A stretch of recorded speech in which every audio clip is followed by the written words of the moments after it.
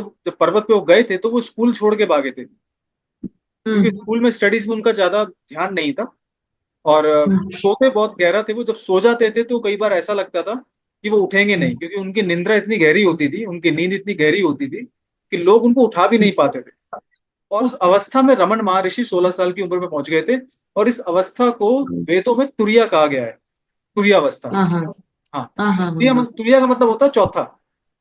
हम्म अगर आप तुरिया का मतलब देखोगे हिंदी में, इसका लिटरल मीनिंग देखोगे, तुरिया मीन्स फोर्थ। अगर महादेव। नमस्ते। नमस्ते, Har Har Mahadev, Suresh ji. So how are things at your end? Things are fine and like blessed by Lord Shiva's, Ashirwad blessings. So that's very all. Nice. So, What about you? when I see, yeah, yeah, all good. When I see about your spiritual journey, I remember about Ramana Maharshi's spiritual journey all My God. as well. So, uh, what is your understanding about Ramana Maharshi's life journey? First of all, my my devotion to Bhagwan Shri Mm, Raman Maharishi. mm, और मेरे जैसे भक्तों के लिए, जो हम भक्ति करते हैं या आराधना करते हैं भोलेनाथ जी की, वो सिर्फ एक छोटा सा, मतलब मेरे जैसे भक्त जो है वो कण है, एक छोटा सा। और रमन महर्षि mm, एक तरह से सूर्य है। mm. ठीक है। उनको पहले, उनका मेरे ख्याल से जो उनका जो रियल नेम जो था वो वेंकट रमन था। Oh, हाँ। और रमन महर्षि को साउथ में अ, mm, भगवान भोलेनाथ का अवतार माना जाता है। oh, हाँ। mm, रमन महर्षि जी को, श्री रमन महर्षि जी को भोलेनाथ जी का अवतार माना जाता है आज भी। और जब यहाँ इस धरती पे थे तब भी उनकी अवतार ही माना जाता है। और आपको एक चीज बताता हूँ उनके बारे में, बड़ी सोच के आपको अचंभा होगा, कुछ बातें हैं जो मैंने उनकी पढ़ी थी। रमन महर्षि जी को 16 साल की उम्र में अरुणाचल करके एक पर्वत है उनके घर के mm, आसपास कहीं पे, उस पर्वत पे 16 साल की उम्र में उनको एनलाइटनमेंट mm, हुआ। mm, मात्र 16 साल की उम्र। और mm, जब वो उस पर्वत पे गए थे तो पर्वत से जब जब पर्वत पे वो गए थे तो वो स्कूल छोड़ के भागे थे, क्योंकि mm, स्कूल में स्टडीज में उनका ज्यादा ध्यान नहीं था। और mm, सोते बहुत गहरा थे वो, जब सो जाते थे तो कई बार ऐसा लगता था कि वो उठेंगे नहीं, mm, क्योंकि उनकी निंद्रा इतनी गहरी होती थी, उनकी नींद इतनी गहरी होती थी कि लोग उनको उठा भी नहीं पाते थे। और mm, तो यहाँ तक भी पढ़ा है कि रमन महर्षि अपनी जब बचपन में सो जाते थे तो कभी कभार उनको हिला के, बहुत तेजी से हिला के उनको उठाना पड़ता था। okay. हाँ। तो इतनी गहरी निंद्रा में वो होते थे कि कभी कभार उनके माता पिता को उनको थप्पड़ मार के भी उठाना पड़ता था कि उठ जा भाई, या उठ गया है या बेहोश Mm, हो गया है। हाँ, ये रमन महर्षि जी के बारे में मैंने पढ़ा है, mm, as far as I know. तो बताते हैं कि इतनी गहरी निंद्रा में थे वो, इतनी गहरी नींद में होते थे। गहरी नींद में, मैं आपको एक बात बताता हूँ, गहरी नींद में होने का मतलब आप क्या निकाल सकते हैं?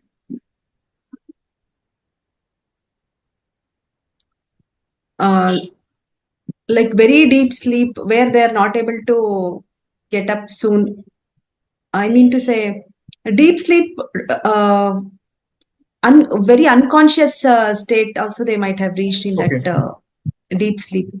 अगर आप हमारे वेदों को पढ़ेंगे, चार हाँ तरह की स्थिति मानी गई है। मतलब मनुष्य की जो हाँ. चेतना है वो चार स्थिति से होके निकलती है। ठीक है। Mm, एक हमारी जो मौजूदा स्थिति है, आप बात कर रहे हैं, मैं बात कर रहा हूँ, ठीक है, ये है जागृत, mm, मतलब ये कॉन्शियस स्टेट है। mm, एक होती है कि हम लोग या फिर एक आम आदमी काम धंधा करके अपने दैनिक जीवन से जैसे तैसे जूझ के वो शाम को सो जाता है रोटी खा के। ठीक है, पारिवारिक mm, व्यक्ति है चाहे कोई मतलब कोई अगर कुंवारा लड़का लड़की है जो भी है, वो शाम को सो mm, जाता है और उनको ठीक से नींद नहीं आती। तो एक है कॉन्शियस mm, माइंड जो पूरी तरह कॉन्शियस है। एक जब सो mm, जाते तो है अवचेतन मन। mm, अवचेतन मन का क्या होता है कि भाई सपने भी आते हैं, नींद भी नहीं ढंग से mm, आती, कुछ लोग ड्रिंक करके सोते हैं, कुछ लोग नशा mm, करके सोते हैं, कुछ लोग थकावट के मारे सारा दिन रिक्शा चला के सो जाते हैं। ठीक है। तो mm, वो स्थिति होती है जो आपका कॉन्शियस माइंड तो एक्टिव नहीं होता, बट सबकॉन्शियस माइंड पूरी तरह एक्टिव होता है। ठीक है। mm, ये दूसरी अवस्था है चेतना mm, की। एक होती है डीप स्लीप, mm, बहुत गहरी निद्रा में है। ठीक है, हम्म उसकी उस स्थिति में, उस स्टेट में ना तो आपको सपने आते हैं, ठीक है, ना ही आपको कोई मूवमेंट महसूस होती है शरीर की या चेतना की। वो बहुत गहरी हम्म स्थिति होती है। हम्म एक होता है कि आप जगे हुए हैं और हम्म आप कहीं ना कहीं सो भी रहे हैं। हम्म हाँ, तो बताते हैं कि, और वैसे भी वो जो स्थिति होती है, हम्म जब आप बहुत गहरी नींद में भी होते हैं और आपको ये भी पता हम्म होता है कि मेरे बाहर क्या हो रहा है, मेरे मन में क्या चल रहा है, और मेरे मन की अवस्था क्या है, और लोग मुझे बाहर हम्म से उठा भी रहे हैं और मुझे सुला भी रहे हैं, ठीक है। तो हम्म ये जो अवस्था होती है, उस अवस्था में रमन महर्षि 16 साल की उम्र में पहुंच गए थे। और इस अवस्था को वेदों में तुरिया कहा गया है, तुरिया अवस्था। हाँ हाँ हाँ, हाँ हाँ तुरिया का मतलब होता है चौथा। हम्म अगर आप तुरिया का मतलब देखोगे हिंदी में, इसका लिटरल मीनिंग देखोगे, तुरिया मीन्स फोर्थ। हम्म तो तुरिया अवस्था में पहुंचने वाला व्यक्ति एक तरह से परमात्मा का अंश होता है, ये हमारे वेद हम्म कहते हैं। तो हम्म रमन महर्षि के बारे में बताते हैं कि 16 साल की उम्र में उन्होंने परमात्मा को, एक तरह से परमात्मा के अंश में वो बदल चुके थे। हम्म अच्छा, उनकी उनकी टीचिंग्स जो थी, जो उनके प्रवचन होते थे, जो उनके जो बहुत जो बातें पब्लिक से मिलके वो करते थे, तो वो भी बड़े सिंपल होते थे। वो कहते थे कि आप सिर्फ अपने आप से सवाल पूछो, कुछ सवाल। He always believed in self inquiry. Who are you, hmm what are you doing, what is your purpose, ठीक है। और आप देखो कि ये जो सवाल होते थे बड़े साधारण होते थे, लेकिन बहुत गहरे होते थे कि आप कौन हैं, ठीक है, आपके जीवन का मकसद क्या है, और आपका ट्रू नेचर क्या है, what's your true self. Right क्योंकि रमन महर्षि तो बाकायदा परमात्मा के अंश थे, भोलेनाथ का अवतार मान के उनकी पूजा होती थी, और उनका जीवन भी ऐसा ही रहा है। त्याग बहुत ही राइट साधारण और भक्ति से भरा उनका जीवन रहा है,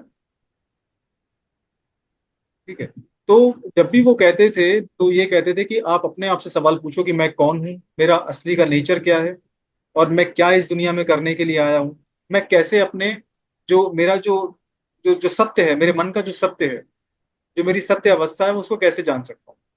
रमन महर्षि हम्म इसी के बारे में सबसे ज्यादा सवाल पूछते।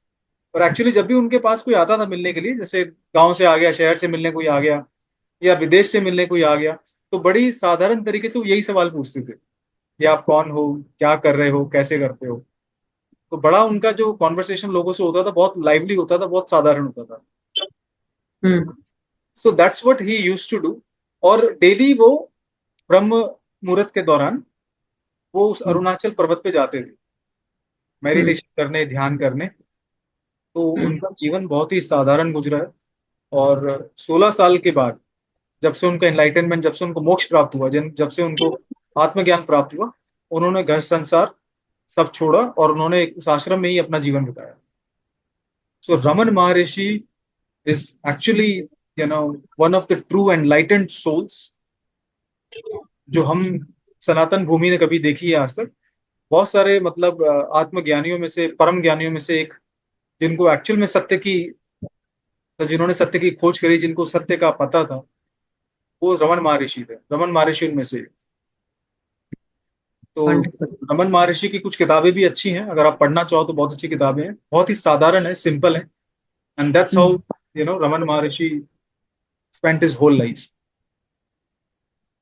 Great yes. so a few teachings of Ramana Maharishi you can say या रमन महर्षि की, जैसे अगर आप टीचिंग पढ़ना चाहो तो उनका जैसे एक सेल्फ करके एक बुक है। हम्म हाँ, एक बुक है, मेरे ख्याल से उसका सेल्फ नाम है, या हु आर यू करके एक नाम है उस बुक का। उन्होंने वैसे ज्यादा किताबें नहीं लिखी, लेकिन जो भी उनकी किताबें हैं, वो बहुत ही हम्म मतलब आपकी आत्मा के ऊपर, आपकी बुद्धि के ऊपर बहुत सही सटीक तरीके से वो मतलब हम्म प्रहार करती हैं, चोट पहुंचाती हैं। हम्म और बहुत ही मतलब अच्छी हैं वो किताबें। okay और उनका मटेरियल तो खैर यूट्यूब पे भी अवेलेबल है, अगर आप सुनना चाहो, पढ़ना चाहो तो। बट अगेन वो कहते हैं कि अगर आप समुद्र किनारे बैठे हैं, और अगर आप हम्म समुद्र में नहीं कूदे, तो फिर आपको पता नहीं चलेगा कि समुद्र, मतलब एक्चुअल में समुद्र क्या है। So you know, right reading books and not practising what he says is not going to help. Hmm so वो right कहते हैं कि किताब भी पढ़ो, और जो जीवन में जो बताया गया उसको अपनाओ भी। तो रमन महर्षि ने इस चीज पे बहुत जोर दिया है और बहुत पूजनीय है हिंदुस्तान में। लगभग जितने भी आध्यात्मिक रास्ते पे चलते हैं, शायद ही ऐसा कोई व्यक्ति होगा जो रमन महर्षि जी के बारे में ना जानता हो। Correct. Yes. So, these were the questions I wanted to ask you about Ramana Maharshi. And if you have anything to say about more about Ramana Maharshi, you can tell. Raman महर्षि जी के बारे में जितना कहा जाए कम है वैसे। और मैं तो Hmm. यही कहूंगा कि आजकल के जो आधुनिक जो गुरु हैं, जिन्होंने Hmm. इतना आडंबर मतलब खड़ा कर रखा Hmm. है, मतलब सनातन धर्म के प्रचार के नाम पे, अध्यात्म के नाम पे, तो मैं तो कहूंगा कि Hmm. किसी रमन महर्षि या स्वामी Hmm. रामकृष्ण परमहंस या Hmm. परमहंस योगानंद या स्वामी विवेकानंद जैसे लोगों को पढ़ें। Hmm. तो मेरे ख्याल से जो ये कथावाचक जो इतने करते हैं आधुनिक तरीके से, उनसे कई ज्यादा बेहतर होगा रमन महर्षि जैसे जो महान गुरु जो सनातन भूमि पे कभी रहे थे, उनकी किताबें पढ़ें, उनके बारे में जानने की कोशिश करें, तो ज्यादा ज्ञान की प्राप्ति होगी। Very nice. Hmm. ठीक है। Thank you so much. Thank okay. you so much, her Suresh her ji. Mahadev.